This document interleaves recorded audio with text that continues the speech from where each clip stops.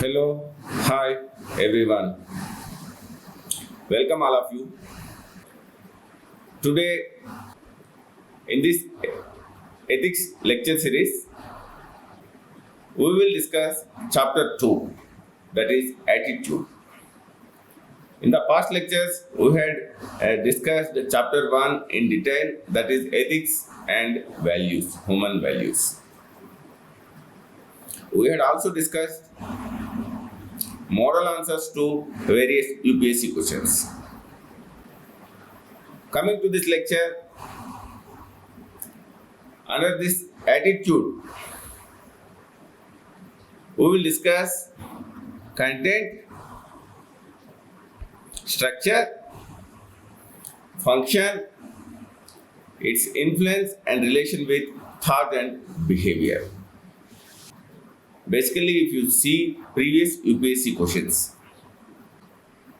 in the first part, that is theory part, and second part is case studies part, most of the questions on attitude, most of the questions on this chapter 2 will be in your case studies. There are very few questions that were asked earlier under part 1, that is theory part. Because this is such a topic, it will be very, very useful to you to attempt case studies very well. So, first we will go to the definition of the attitude. I have provided you two definitions. First one is a feeling or opinion about something or someone, or a way of behaving that is caused by this. It may be negative or positive. Attitude is a feeling, or it is a opinion about something or someone. How that feeling will be developed, how that opinion will be developed, we will discuss later. See the definition, second definition. An attitude is nothing but a point of view one holds for other people, situations, events, objects, places, etc. So, attitude is a point of view. We say that he is having positive attitude. Certain person has having positive attitude. We also observe that certain people have negative attitudes. Negative attitude towards certain things, negative attitude towards certain other people, negative attitude towards certain habits, certain places, etc. Attitude is developed based on our knowledge, information. Based on the knowledge, information, our beliefs, our values. Already we had discussed all human values in the previous lectures. How we develop certain values. We develop our values since from our childhood, from our parents, from our teachers, from our peers, from our friends, from the society, from the religious scriptures, etc. and so on. So, we have certain value system. We have certain beliefs. We have certain knowledge and information that is flowing from the books, that is flowing from the educational institutions, that is flowing from the parents, that is flowing from the teachers. That even today, these days, it is flowing from the internet, it is flowing from social media. Information is coming from all sides and it is going into our minds. Based on that information, our mind thinks and our mind develops certain attitudes. And attitude is also about feeling. Feeling is also intrinsic to an individual. Thinking is also intrinsic to the individual. As I have already told you, that Values are intrinsic to the human being. He learns from his childhood, his surroundings, his society, his parents, his teachers. Everybody shape his value system. Accordingly, he develops certain attitudes.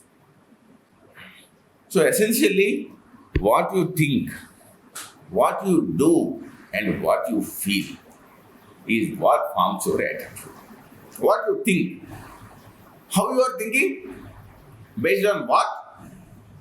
Based on your knowledge, based on your information, based on your belief, based on your value system, you are thinking.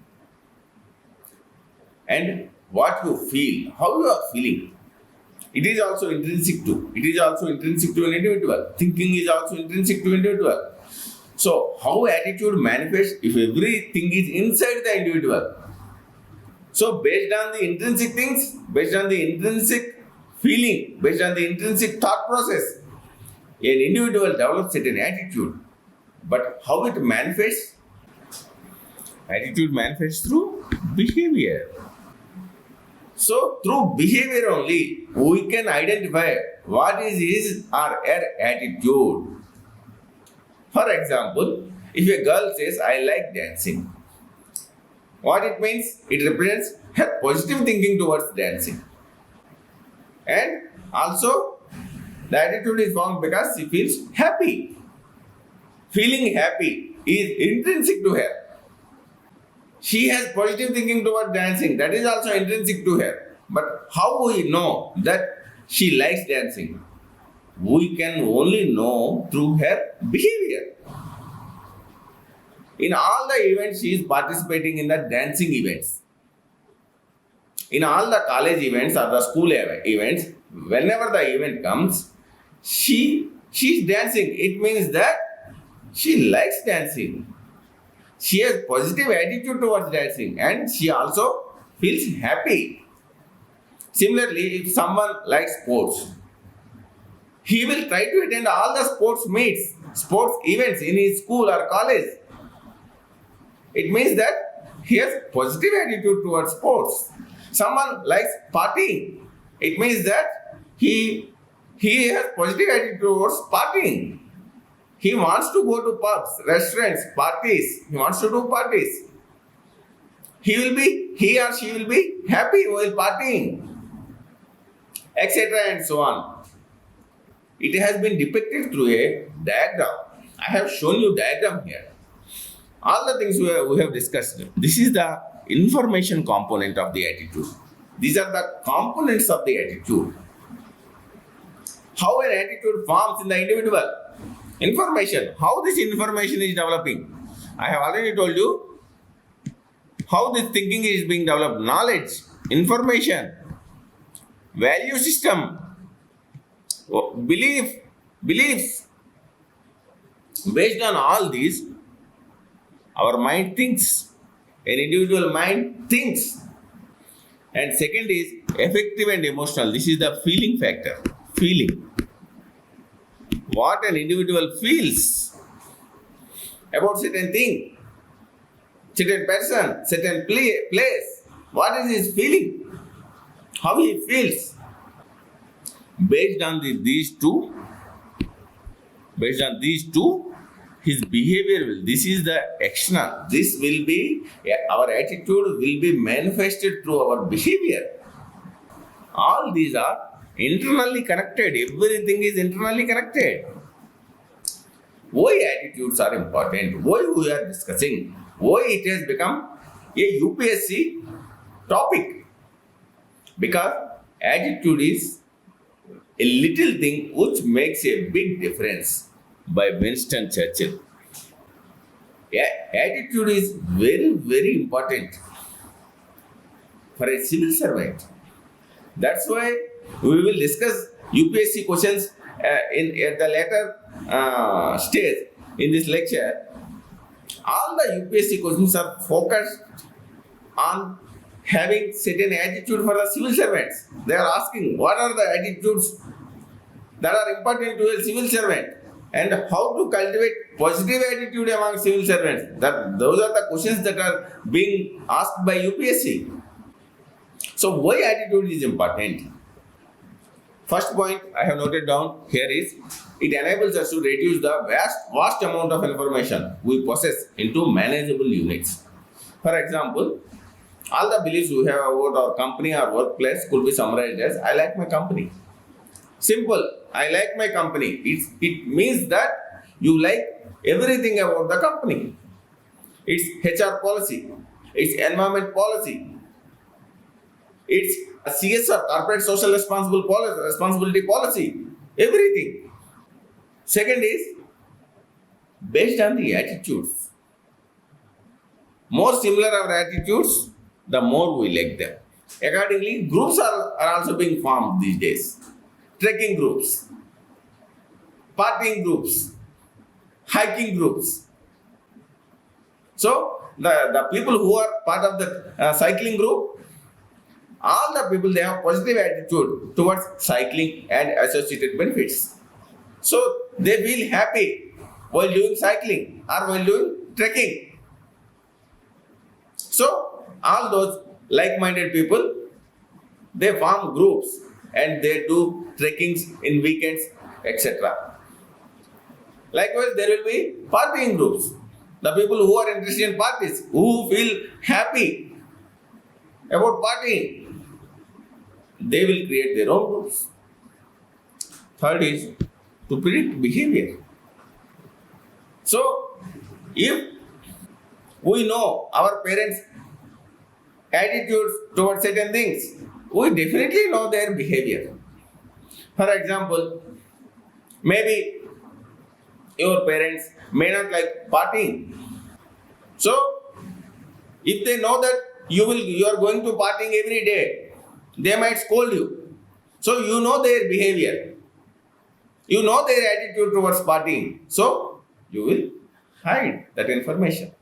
You will not tell to your parents that I am going to partying every day.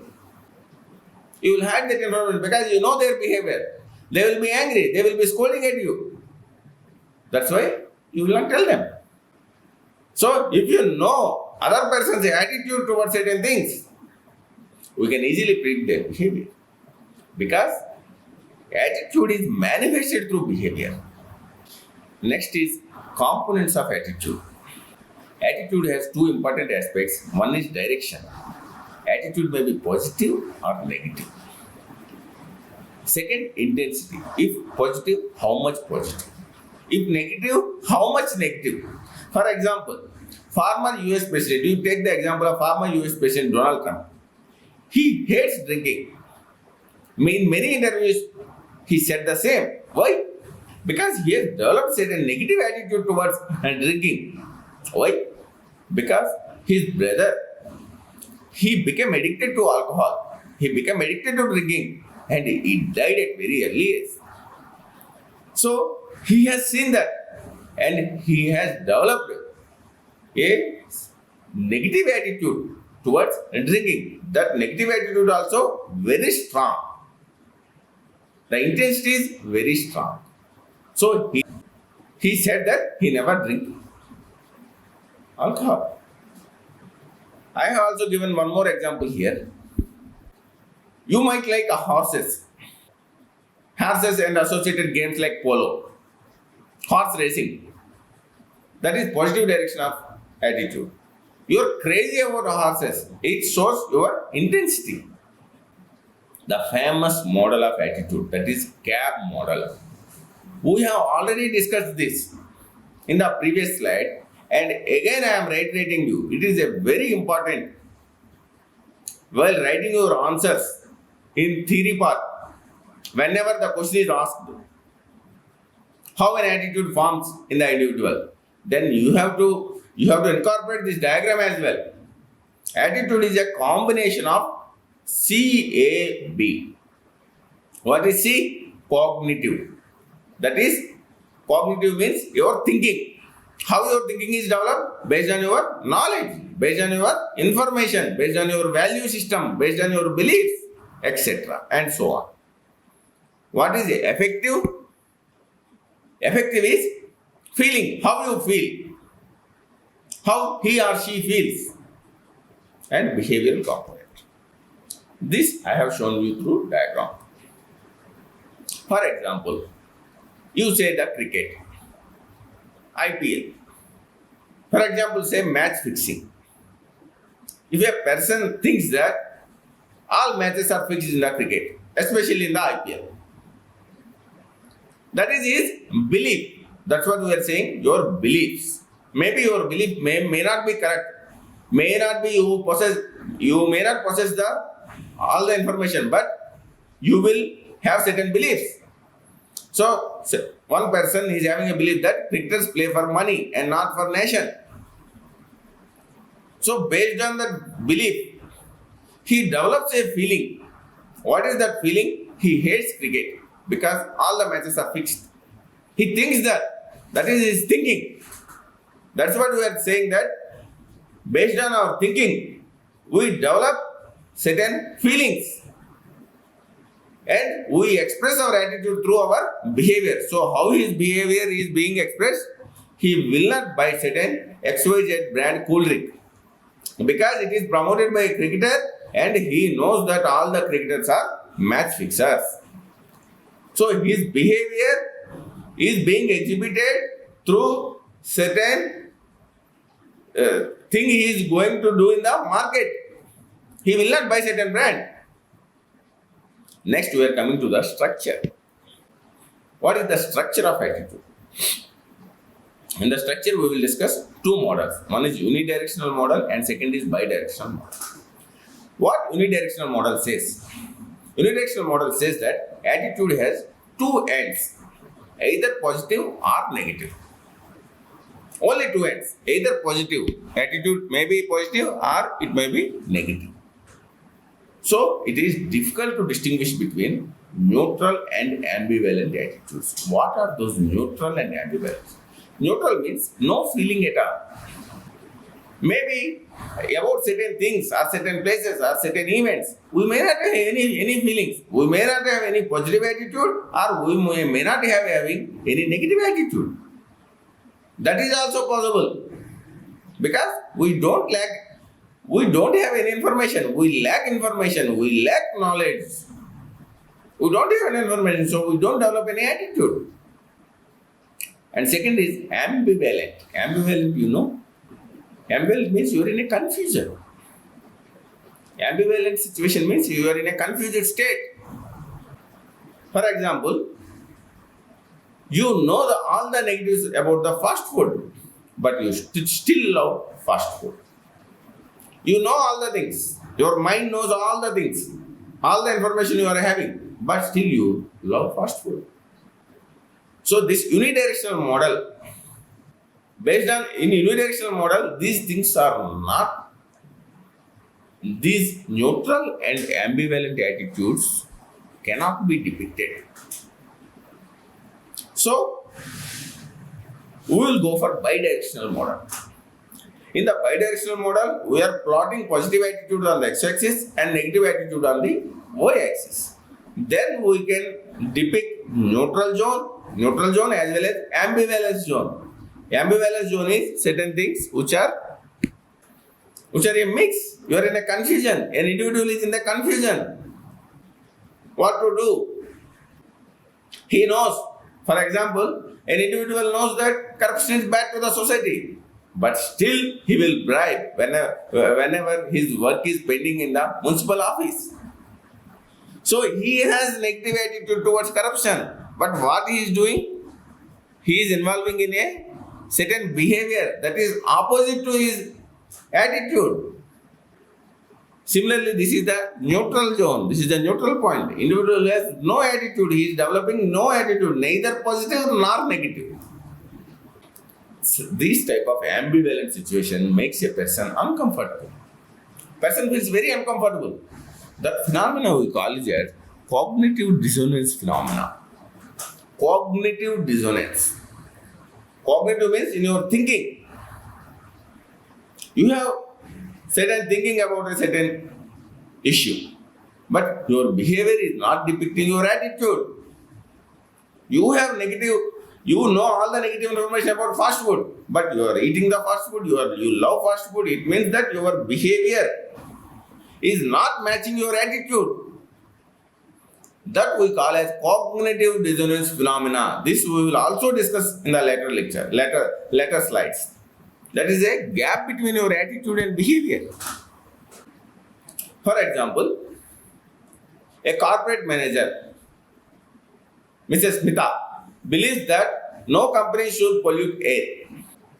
Unfortunately, she works in such a company which contributes to maximum pollution. But she is working. Why? Because of her family compulsion, because of her certain monetary problems. Second, corruption. Yes, certain individual, we know it is a bad, but still many individuals, they give bribes to get their work done in government offices, in municipalities, in road transportation departments, etc. This ambivalent situation leads to discomfort. Dissonance. Dissonance means discomfort.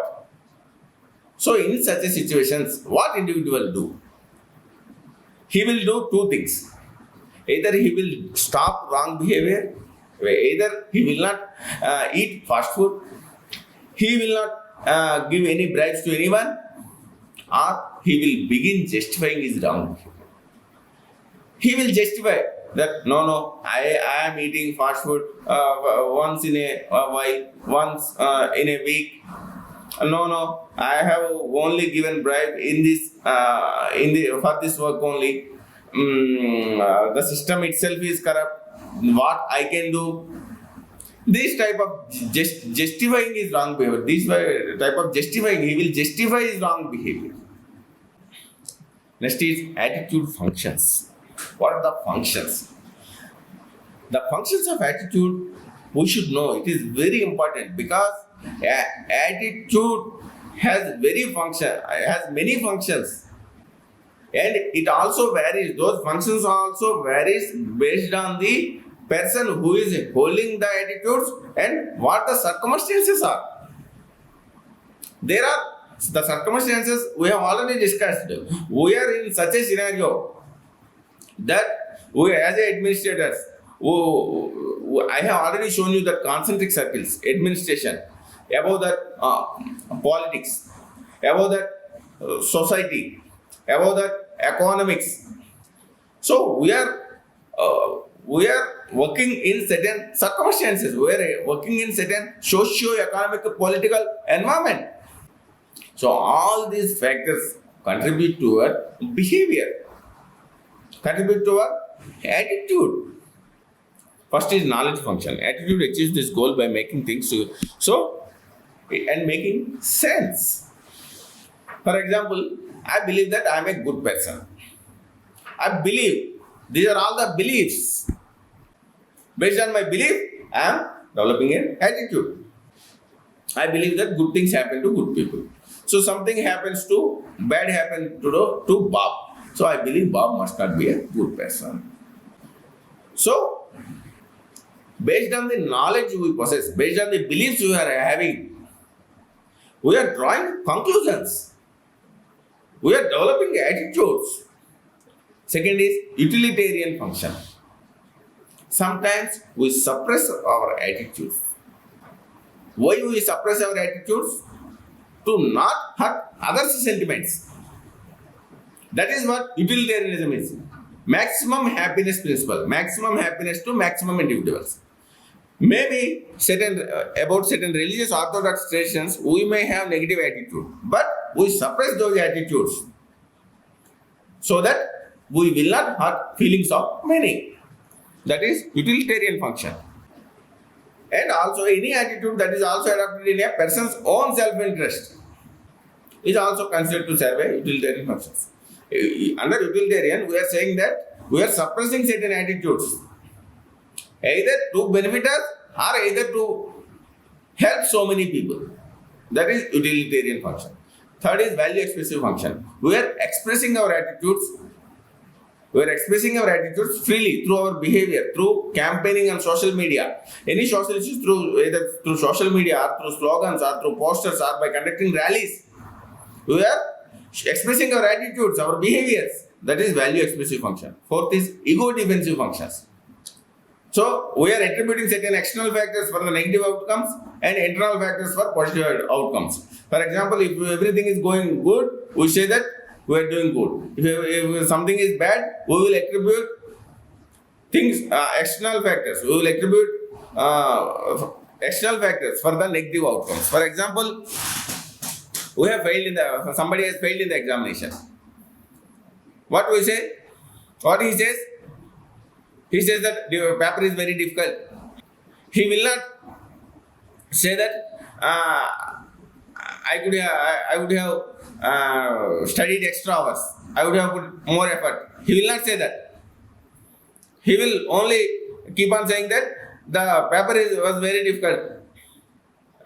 This time the pattern has been completely changed, etc. and so on. So, to save himself, to save his ego, we show certain behavior. So, why we are talking about these functions? Because any advertisement agency or marketing agency, or if you are involved in certain social media campaigns, because every government department these days is having social media handles. So while you are handling your social media pages, you must be observant about these functions. Then only you can engage better with the public. You can engage better with your customers. Then only you can make a successful advertisement, successful ad. Because through your advertisements, people's attitude will change. So if in your advertisement, if you hurt any sentiments of any people, your advertisement or your product or your company will fail. Because it is hurting people's sentiments. You are not observing their attitudes. Everything is dependent on attitude. Everything is dependent on attitude. Even we will discuss at later stage about political attitudes, how people develop their attitude towards political parties. They may like certain political party today, but they may not like that same party after 5 years. Why? Their attitudes are changed. Why their attitudes are changed? Because the political party has not addressed properly whatever the manifesto they have committed, whatever the manifesto or whatever the promises they have committed, they did not fulfill the people's expectation from the government. It may not have reached. So, that political party might lose in the next election. So, that's what we are saying. Again and again, I am telling you that belief plus value is attitude. What are your beliefs? What are your beliefs? What are your value system? What information, what knowledge you are having? Based on that, your attitude will be formed. That's it. Thank you. Please subscribe to my YouTube channel. If you have any doubts, please mail me on my mail ID. Thank you.